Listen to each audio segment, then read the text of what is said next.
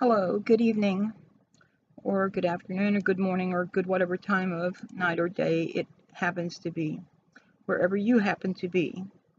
Um, it's morning for me, and this morning I would like to speak with you about partisanship, rhetoric, bifurcation fallacy, and monopolistic dualism.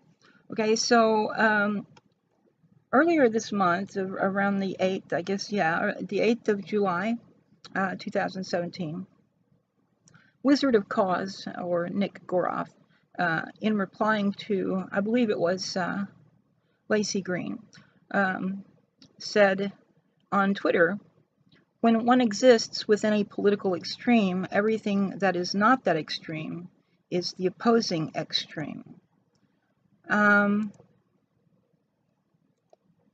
So I replied, there was something about leftism there in that conversation. And I replied, it's not even that they're left, it's that they're authoritarian. But yes, Nick's right about the intolerance of extremists too. And someone else then came in and said in response to me, "You mean the left shows an overt obeisance to those in positions of authority and yearn for a strong dictatorial leader figure?" Which I was not going to reply to because I find that quite frankly ridiculous. I mean, when we talk about strongman, we usually wind up with people like Mussolini and Hitler, who are far right and not left. Even Stalin, according to some, is communist, but Stalin is a state capitalist. So anyway, someone else called Steve B came in and replied, and this looks like it was like the next day or something, and said, "Authoritarian here is used to mean the opposite of libertarian, someone who wants government regulation of every aspect of life. SJWs do." And I finally came in and I decided to reply after all, and I said, Steve B is right. We have to stop thinking in terms of the one-dimensional single-line continuum. Even the two-dimensional political compass is too limited and limiting. Even Max Berry's three-dimensional idiocube is too limited and limiting, and so are the four-dimensional model of My 8 Values and the five-dimensional model of the Center for a Stateless Society quiz. There are so many more dimensions to any given person's perspective than the oversimplified left-center-right scheme. Oh, and the right is no less prone to making obeisance to those in positions of authority. So that's just a little excerpt from a somewhat recent Twitter conversation. I would like to talk about this concept of partisanship and terminology and the bifurcation fallacy and consequent demonization which goes along with that, as well as the underlying worldview, both metaphysical and ethical view of monopolistic dualism. So we've had a lot of people who have decided, I guess mostly partisan Democrats, who have been labeling anyone who's a Republican or who voted for Trump as alt-right. Now, alt-right is a name that certain people gave to themselves. I believe the term was coined by Richard Spencer, who is an ethno-nationalist, that he wants a nation for white people. So, I mean, it's obviously another group maybe kind of sort of associated with Spencer are the Stormfront people who are neo-Nazis, and there's no ifs, ands, or buts about it. They are neo-Nazis. They embrace that. Now, the partisan Democrats also, since the election, maybe just a little bit before, but I think it was after, came up with the term alt-left, and they started they had been talking about this purity test nonsense for some time. Well, there is no purity test. There's a question of whether or not someone actually stands for anything progressive or leftist in the first place. And if they don't, It's not a question of purity, it's a question of they don't stand for what we stand for, period. You know, they're not who we are. But alt-left was a term that was coined by partisan Democrats for progressive leftists. And progressive is a term that's much misused and has been since about 1988, but I'll get back to that. Now, there was a term some of us have coined to refer to these authoritarian figures, whether they be leftist or not. They were often called SJWs, or social justice warriors. Self-righteous busybodies who use the language of social justice activists in order to push their authoritarian bigotry on society. Leanna Kersner has given them the name outrage warriors, which seems more appropriate since they are not representative of social justice activism. But another term that has been used for them, riffing on the name alt-right and alt-left, is control left. These are the people who want government imposition of their views on everyone else. Now, I'm going to beg you all, please stop conflating the Democratic Party with the left. The Democratic Party has not been anywhere near the left since at least the time when Bill Clinton became president. Here's the issue. Two parties have spent decades portraying themselves as in opposition to one another, and have both misused the language of left, center, right. The Republicans call the Democrats the left, and in recent years, some Democrats have started calling themselves the left, or occasionally center-left to center-right.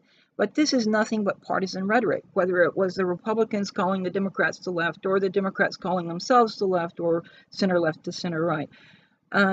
The Democrats have cozied up to Wall Street, big banks, private insurance companies, the for-profit prison industry, and so forth, and that's about as far from the left as you can get. I am a leftist. I'm not a Marxist. I'm certainly not a Democrat. Ms. Clinton, who ran for president last year, is one whom I have called the Queen wannabe. You know, kind of the Queen bee, but she's the Queen wannabe. I have known who she was longer than most have heard of her, since I lived in Arkansas while her husband was governor. I never trusted her then, I don't trust her now, and I cannot imagine any possible future in which I would start trusting her. I supported Bernie, and I voted for him in the primary. Then I went back to the Green Party and voted for Jill in the general. If you want to join the awakened, actual progressive leftists, instead of the partisan Democrats who sometimes call themselves progressive and sometimes call themselves leftists, then you need to leave the Democratic Party, because the party establishment is in the hands of neoliberals who favor global corporatism, and the few who are trying to push for reform are playing a game with a stacked deck. It's been stacked against grassroots reform since the Democrats rewrote their charter and bylaws after the 1968 election. I won't say that it's impossible for the would-be reformers to succeed, but it is highly, highly unlikely. Most of us who are progressive, not outrage warriors, but actual progressives and leftists, already saw this writing on the wall some time ago, and only Bernie gave us some hope. But when he was screwed over, we knew we had been right about the Democratic Party and went back where we've been for a while. You should join us, and Dem exit and Green enter, subvert the dominant paradigm of the so-called two-party system, and so forth and so on. Now, I often liken partisan politics to a sports team fandom. And I want to issue the disclaimer up front. I am not really a sports fan. I do watch the Super Bowl. Sometimes I'll watch other football games if the Cowboys are playing, 2, there's nothing else on to watch, and 3, I'm in the right mood for it, which doesn't happen very often. The Dallas Cowboys are my home team. I fondly remember the dream team of Troy Aikman, Emmitt Smith, Michael Irvin, and the rest of that team, including, of course, their coach, Jimmy Johnson. I remember standing out on my balcony on the 31st of July, 1993, watching the fireworks over Texas Stadium. So drunk I'm surprised I remember anything at all. And some guy walking up the sidewalk below seeing me and yelling, "Number one!" and me yelling back, "Dallas Cowboys!" I remember being more sober the next year as they won again, and then 2 years later when they won yet again. Then I remember a decade and more of less than stellar performance from the Cowboys, but still they were my team. I knew they weren't the same team that they were in 92 to 96, but they were still the Dallas Cowboys. And I've loved them since 1977, when I dreamed of growing up to be a cheerleader for the team because of that poster that almost every guy I knew had. You know the one if you're old enough to remember. But I also know that they're not the same team they were back when Aikman, Smith, and Irvin were coached by Johnson, and they were the unquestioned champions of the NFL. Even after Jones let Johnson go and they lost in 95, they did pretty well last season, but didn't deliver, and hopefully they'll go all the way this season. Political parties change over time, just like sports teams. We saw many of the so-called Dixiecrats, the conservative Democrats or the Southern Democrats, leave the Democratic Party in the 60s and go into the Republican Party following the Civil Rights Act of 1964, the Voting Rights Act of 1965, and the Civil Rights Act of 1968. We saw a sizable portion of the Libertarian wing of the Republican Party leave that party and go into the Libertarian Party from the early 70s on into the 80s. First, as that party was formed in, I believe it was 1970 or 71, and later as more authoritarians, those who would eventually be named the religious right, drifted into the Republican Party. And we saw those, the Protestant fundamentalists and Catholic creedalists, leaving the Democratic Party after news of Jimmy Carter's interview in Playboy spread and going to the Republican Party. We saw the Democratic Party transform itself from an economically centrist party, which is what it was from Truman up until Clinton got to be president. We saw the Democratic Party transform itself from an economically centrist party into a neoliberal, that is economically right-wing party under the influence of Coelho and Clinton from the late 80s and through the early 90s, and watched them further become no less neoconservative than the Republicans from the mid-90s on through Obama as they pursued more war and militarism. Today's Republican Party is nothing like the Republicans of Eisenhower, nor even the Republicans of Goldwater, nor those of Nixon or Ford. And today's Democratic Party is nothing like the Democrats who supported FDR, nor even those who supported JFK, LBJ, and Jimmy Carter. Yet still there are those dyed-in-the-wool partisan devotees who have been members of one or the other party most, if not all, of their lives, often, although not always, coming from families which were members of the same party. They have thus come to regard that as their party, no less than I regard the Cowboys as my team, even when they know that the party isn't what it was when they first voted for candidates who wore that jersey. For some, it's a matter of comfort zone, and for others it's because they've been fed and have swallowed partisan rhetoric for so long that they are thoroughly immersed in the bifurcation fallacy, which allows for only two choices and always demonizes, quote, the other side, end quote. Republicans have been calling Democrats pinkos and commies and socialists since at least the time of FDR's presidency, while Democrats have been calling Republicans fascists since at least the time of Nixon's presidency. And McCarthy in the 50s didn't help, but Ike finally was able to slap him down with help from Edward R. Murrow. That kind of brainwashing is challenging to break through. It can be done, though, at least in some cases.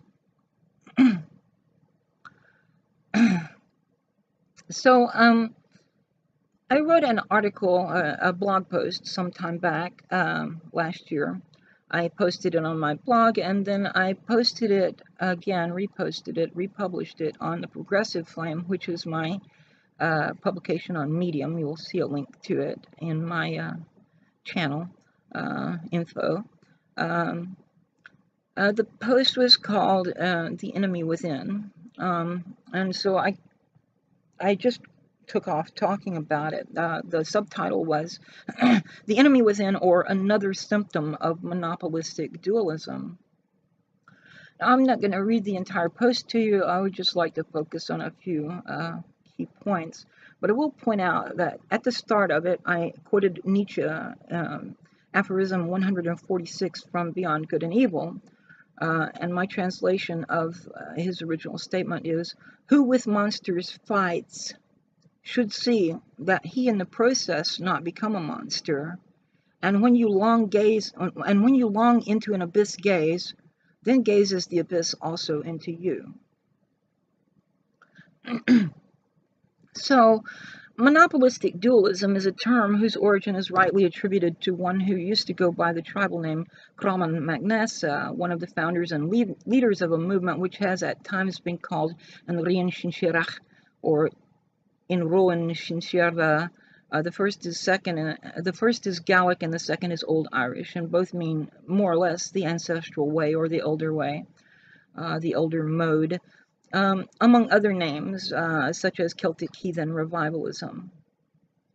Magnessa's own expression of which has sometimes been called Ivernian or Ivernian heathen revivalism. His work now survives only in privately held copies and in earlier versions preserved at the Internet Archive. However, there is a person with the rights to his stuff who plans to finish the book that he started at some point in the future. Writing in the late 1990s and early 2000s, Magnessa used the term monopolistic dualism to refer to a religious tradition which in its main expressions teaches dualism both metaphysically and ethically, although its theologians often deny the dualism, realizing that dualism is metaphysically unsatisfactory and ethically depressing. Nevertheless, the sacred texts of the religions which derive from this tradition do express rather obvious dualistic ideas, and the lay people of the religions think in dualistic terms, even if this dualism be merely a form of what has sometimes been called external dualism, or a form of what might be called actual dualism as distinct from real dualism. Another way of putting that would be temporary dualism or finite dualism. And this insists in each of the main religions, which are its expressions, that particular religion is the one true and only way, regarding other religions of the same tradition as wrong, and consequently advocates for what Magnessa pointed out was religious imperialism. That is, efforts to convert others, whether by attempted persuasion or by force. To regard these as somehow unique or original is to overlook the influences upon them, which included, of course, Parthian Zoroastrianism and various dualistic perspectives, whether philosophical or mystical or both, in the territories around the northeast and central east Mediterranean Sea, especially in Imperial Roman and Imperial Hellenistic societies.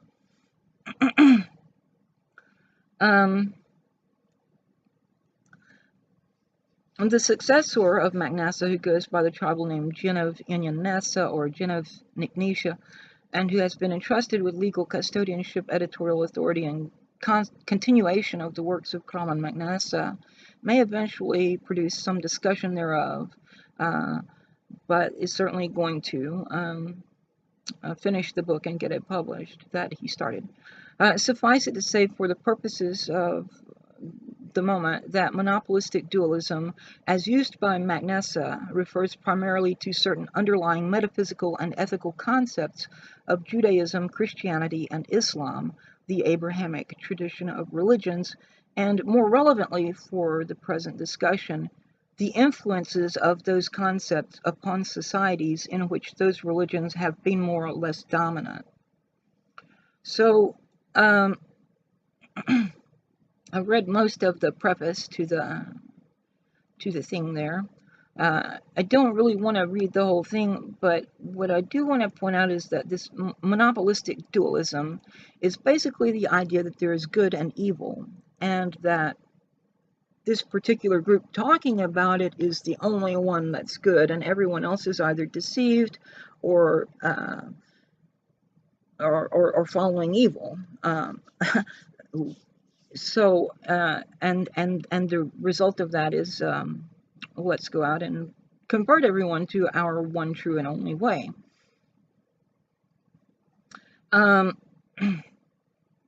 Now, I could go into discussion of philosophy and how it relates to these concepts because of metaphysics and ethics, which are branches of philosophy. And I did in the post from which I have been reading. But what I wanted to primarily focus on is that there are dysfunctions which are derived from monopolistic dualism. These are what we might call, well, I'll just read the first paragraph there.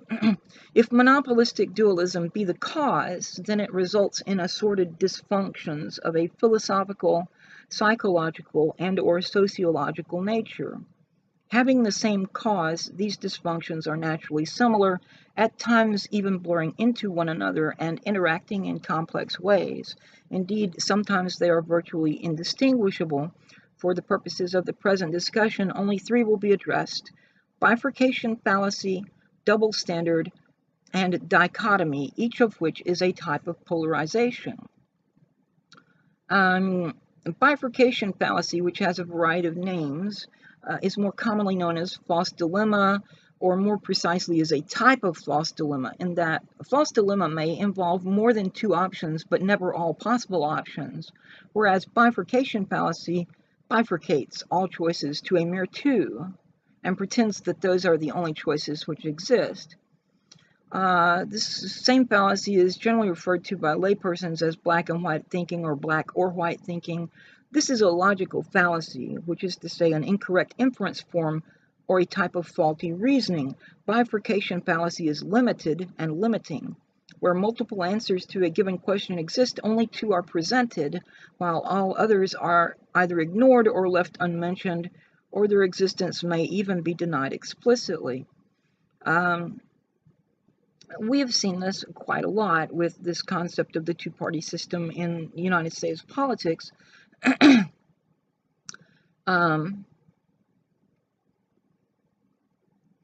The idea that there are only two parties, that if you vote for any so-called third party, you're throwing your vote away or you're wasting your vote or whatever.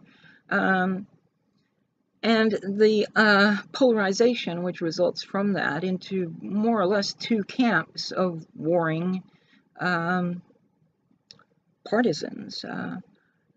Now, I also talk about symptoms of the dysfunctions caused by monopolistic dualism, and I say these include Puritanism versus hedonism, fundamentalism, racism, fascism versus anti-fascism, reactionary versus radical, the two-party system, paranoia, and the enemy within.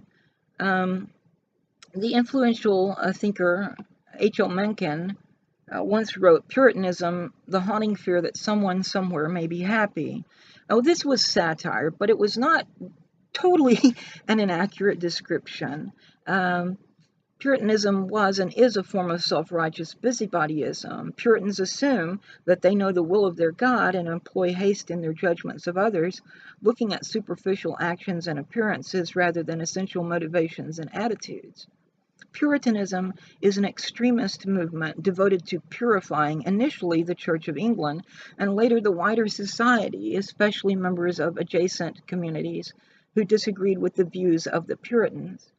Puritans have also been characterized as killjoys or dour prudes in polar opposition to hedonists. Some scholars, notably Peter Gay, have contested this view, albeit with somewhat unconvincing counterexamples. The reputation of the Puritans for religious intolerance, however, is well deserved. A related phenomenon is fundamentalism, which exists in most religions and sometimes other forms of worldview. Fundamentalism is usually, but by no means always, a religious phenomenon. And like Puritanism involves an attempt to maintain purity, only in this case it's purity of doctrine. It is therefore intolerant of dissent or diverse viewpoints. Fundamentalism also promotes a rigid literalism and socially reactionary perspectives, as well as a sort of exclusivist elitism among its adherents, whence the term holier than thou.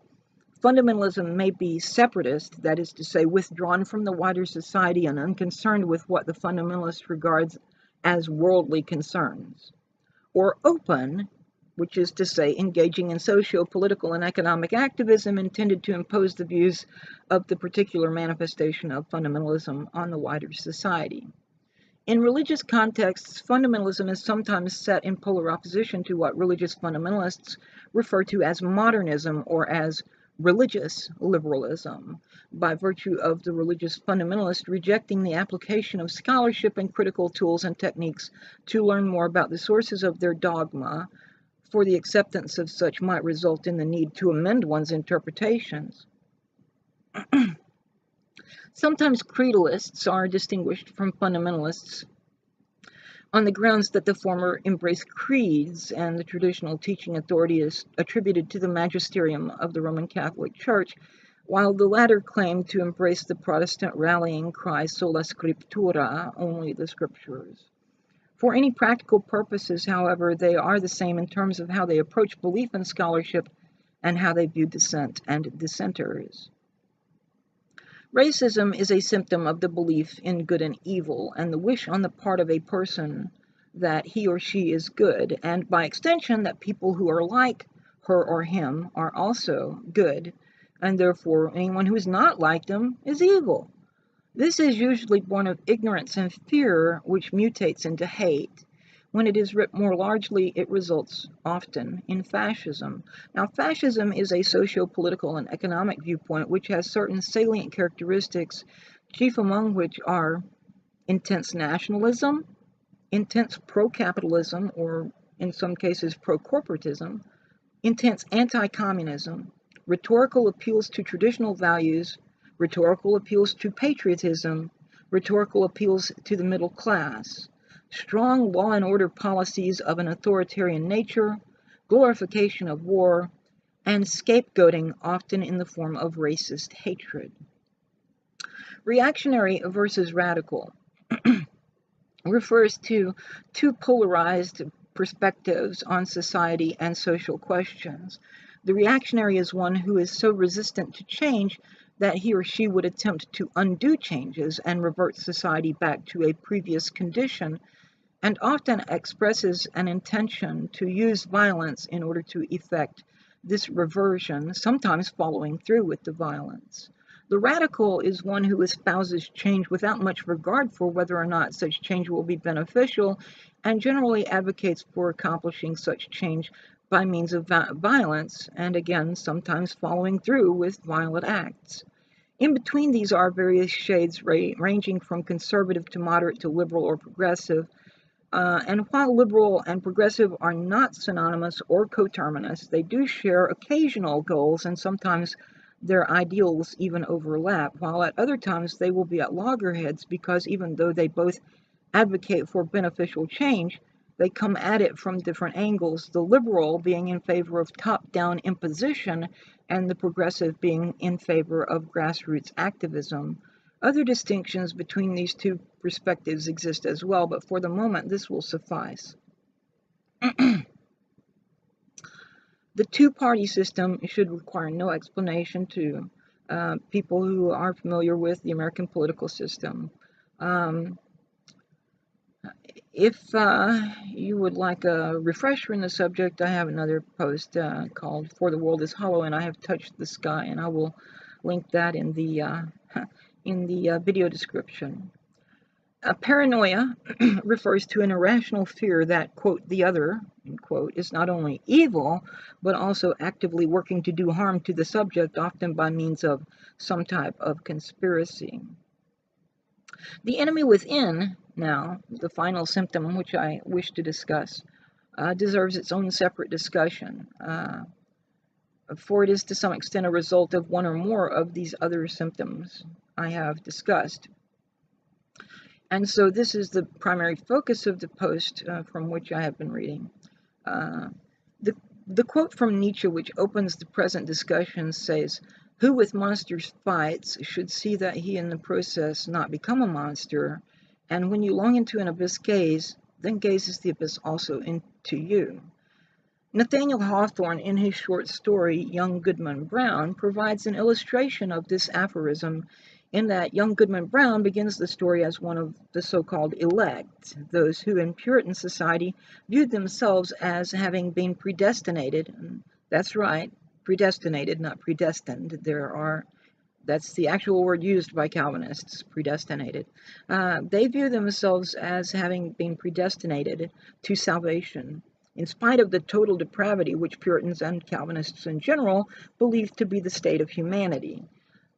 He goes out from the authoritarian order of his town society into the untamed wilderness of chaos, where he started at every woodland sound and shadow, and then had some sort of revelation or vision, and returned to his home as depraved as he thereafter believed everyone else to be. Fundamentalists, in their zeal to be holier than thou, see the other as heretical or deceived or oppressed by demons or whatever, and consequently attempt to outdo one another in external signs of piety, much as the Pharisees who were condemned in the 6th chapter of Matthew by Jesus, living not due to honest belief or desire to be good, nor from love of the divine and his or her fellow humans and other animals, but out of fear of punishment and a desire to be viewed as orthodox by the community. They become what they claim to not be. The racist or fascist projects all of his or her vices upon the other, who is the subject of scapegoating, and by persecuting this other, the acting subject in what Freud would have described as an unholy marriage of the id and the superego, becomes all that he or she hates, while generally not realizing it. When such a person does realize the truth, his or her hatred is likely to become even more intense, as blame for such transformation is also projected onto the other. She or he becomes all that he or she hates. Reactionaries and radicals will likewise view any variation from their particular perspective among their fellows to be a clue that these fellows are not only not pure, but may indeed be an agent of the polar opposite perspective, who has somehow infiltrated the security of their organization, and will then perform the work of the adherents of the polar opposite perspective by persecuting their own for minor deviation from orthodoxy. They become their own oppressors. Now, I skipped over this about fascism. Anti-fascism becomes essentially the same thing as fascism in what we've seen in America since the election in November, is a group which calls itself Antifa, wearing all black and masks or something to cover their face to hide their identity, going around and setting cars on fire and beating up trash cans and breaking windows and beating up people or trying to. And this is pure thuggery. This is not anti-fascism. There is an Antifa in Europe which has a long and worthy tradition, but these people they're not anti-fascists. They are fascists. And there is a quote I occasionally give from an Italian fellow who said that in Italy the fascists divide themselves into two groups, fascists and anti-fascists. So there's your thing where if you gaze into the abyss too long, the abyss gazes back into you. And you should take care, if you're going to fight monsters, not to become a monster yourself. Don't adapt their tactics. Don't go around being a thug, having a beer hall pooch or whatever. This is not the way to win. This only makes you as hated as they are. And yeah, it's not a winning solution. And it just winds up with you being exactly the monster that you think that you're fighting against. Now, to go on to party members in a two-party system, so-called two-party system, they are notorious for viewing any criticism of their party and its candidates and elected or appointed officials as evidence that the critic is a member of the other party, as if there were only two parties and as if the two were not identical in essence. My father was a lifelong partisan Republican, and he would listen to me criticize Democrats and the Democratic Party with what might be considered to be contentment. But when I went on to criticize Republicans and the Republican Party, he would become hostile and accuse me of being, and I quote, a damned Democrat, in spite of the fact that I just spent 30 minutes or more in critique of the Democrats and their party. An unfortunate consequence of the two-party system is that many of its captives cannot conceive of any criticism of their party coming from anyone other than a member of, quote, the other, end quote, party. They behave in exactly the same manner towards critics as members of the other party, and so have become identical to them in all but name. And it goes much deeper than that, not simply in the way they relate to any dissent or criticism, but also in the policies that that the Democrats enact when in power, and the policies which the Republicans enact when they're in power. They're all variations on the same policy. There is no substantial difference between them. There's rhetorical difference. They talk differently. But when it comes down to it, yeah, it's basically the same neoliberal and neoconservative crap, regardless of which of those two parties is in power. When coupled with paranoia, any of these, or some combination thereof, may lead a person thus afflicted to distrust others and to allege that such distrusted others are infiltrators from a polar opposite perspective, and or agents of a conspiratorial operation devised by representatives of such. When the acting subject has set himself or herself up as some sort of crusader against a given polar opposite perspective, convinced that the said perspective and its adherents are evil, he or she may over time adopt the tactics attributed to that other perspective, becoming, in Nietzsche's phrase, the monster which she or he fights, having studied those tactics and the ideology of the polar opposite perspective long enough that, again, in Nietzsche's expression, the abyss has gazed back into him or her. In short, he or she becomes the enemy within.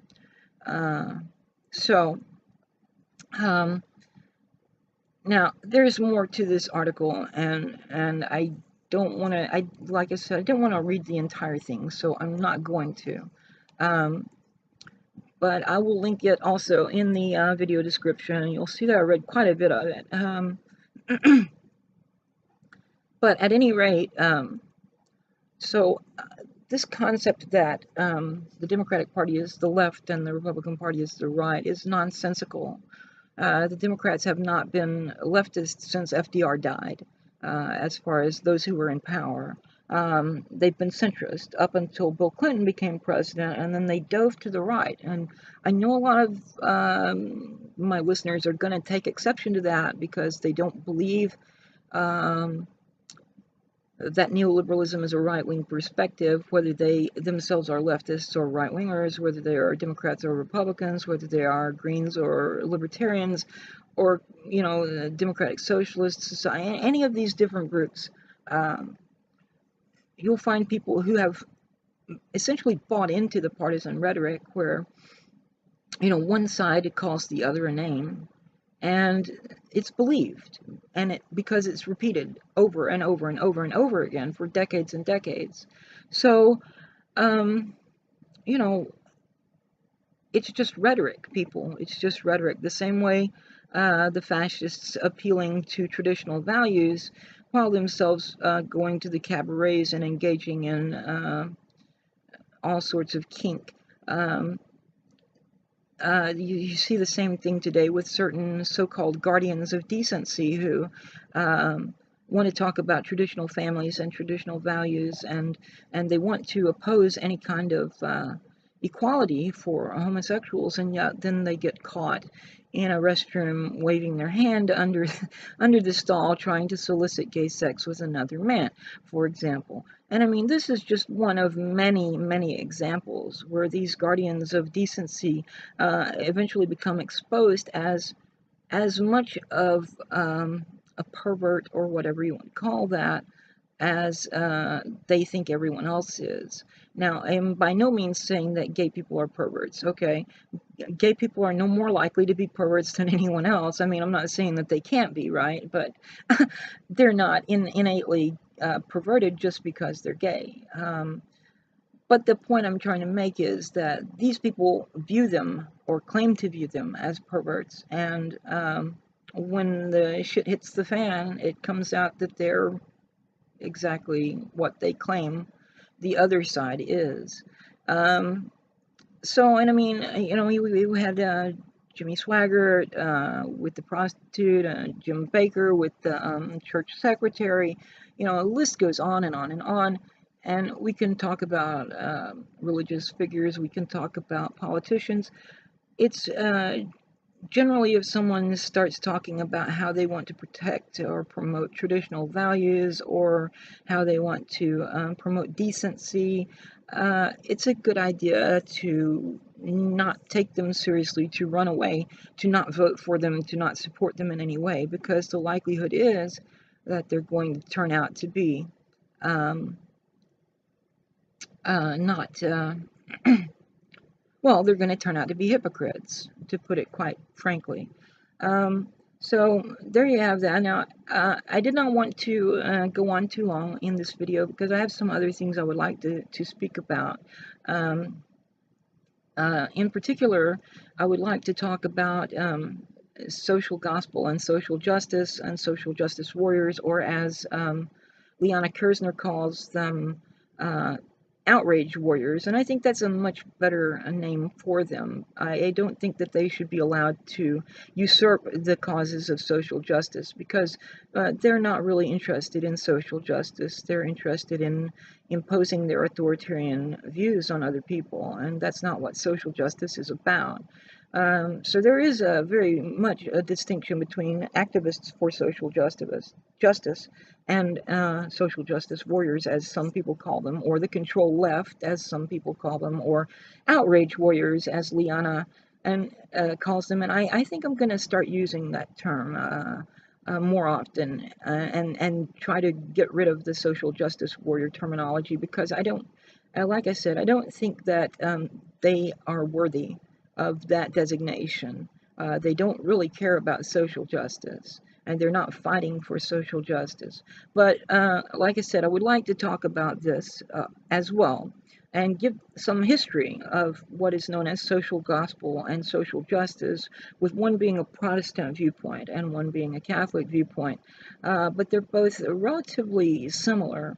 And no, Glenn Beck is wrong. The social gospel is not a new invention. It's not socialism or communism. It comes from the teachings of Jesus, specifically the Sermon on the Mount, which is the 5th, 6th, and 7th chapters of the gospel attributed to Matthew. So, anyway, I'm going to continue my hawk vision, and I'm going to beam up to my B11 Stormbird and warp out at this point, and I will do the other video wherein I talk about the history of social gospel and social justice, and discussion of outrage warriors at some other point in the future. So until then, have fun, but stay safe.